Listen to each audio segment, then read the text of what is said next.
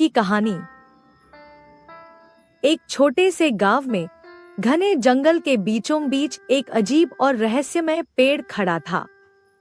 लोग इसे खूनी वृक्ष कहते थे। इस पेड़ के बारे में कई कहानियां प्रचलित थी।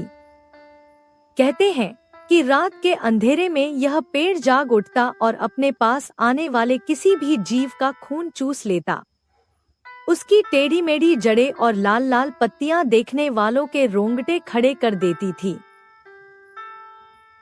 गांव वाले इस पेड़ से दूरी बनाकर रखते थे। उन्होंने अपने बच्चों को सख्त हिदायत दी थी कि जंगल के उस हिस्से में कभी न जाए। लेकिन इंसानी जिज्ञासा भला कब रुकी है। एक दिन गांव का एक साहसी युवक, जिसका नाम अर्जुन था, इस रहस्य को सुलझाने के लिए पेड़ के पास गया। अर्जुन ने देखा कि पेड़ की जड़ों से एक अजीब सी लाल तरल बाहर निकल रही है। उसकी गंध में कुछ ऐसा था जो उसे खींच रहा था। अचानक पेड़ की शाखाएं हरकत करने लगी। वह भागने की कोशिश करने लगा, लेकिन शाखाएं इतनी तेज थी कि उन्होंने उसे पकड़ लिया।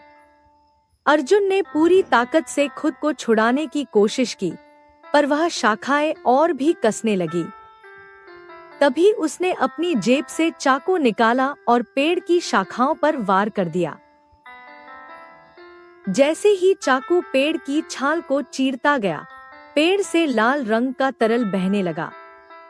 यह खून जैसा लग रहा था। अर्जुन को एहसास हुआ कि यह पेड़ सचमुच खतरनाक है। उसने अपनी जान बचाने के लिए पेड़ को और ज्यादा नुकसान पहुंचाने की कोशिश की। अंततः पेड़ ने उसे छोड़ दिया। अर्जुन किसी तरह गांव लौट आया और उसने सबको इस डरावनी घटना के बारे में बताया। गांव वाले मिलकर उस पेड़ को आग लगाने की योजना बनाने लगे। उन्होंने उस पेड़ को जलाकर राख कर दिया। उस दिन के बाद जंगल शांत हो गया।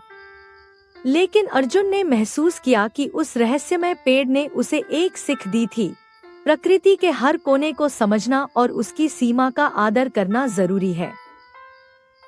गांव वाले अब भी उस जगह को खूनी वृक्ष का स्थान कहते हैं, लेकिन अब वहां केवल राख का ढेर है। यह कहानी अब भी गांव में बताई जाती है, बच्चों को यह समझाने के लिए कि अनजान चीजों से